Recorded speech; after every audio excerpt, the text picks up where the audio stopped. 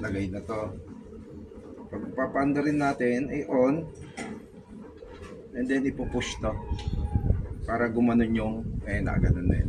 Ngayon pag bumaba yan, ibig sabihin niya full, naka-full. Ngayon pag bumaba tong pinaka kamay ng gauge niya, ibig sabihin empty na. And then pag may na-detect na leak to, mag-auto shut off. So maganda to regulator na to, pang high pressure, din-design talaga para sa mga grinder. And then pag magpapandar tayo ng operate na, eto munang isa o kahit saan, pero mas maganda yung gitna, and then ignite. Naka-on.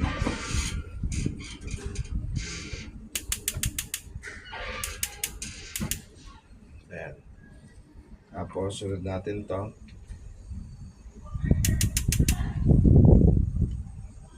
Hangin kasi. Ayan na.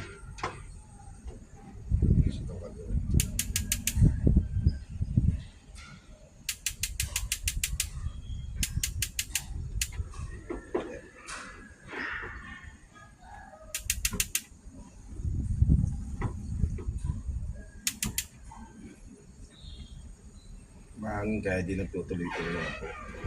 Tapos ito, yung rotisserie, pag kinabit na natin yon, ito yung may motor.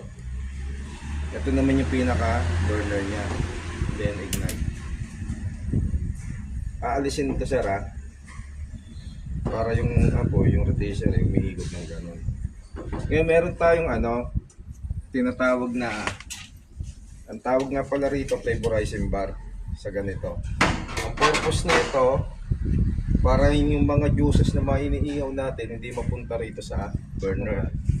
And then kaya tinawag siyang flavorizing bar dahil lahat ng juices dito napupunta, then nag-evaporate. Evaporate papunta ulit sa iniihaw natin. Yan yung pagkakabit niyan.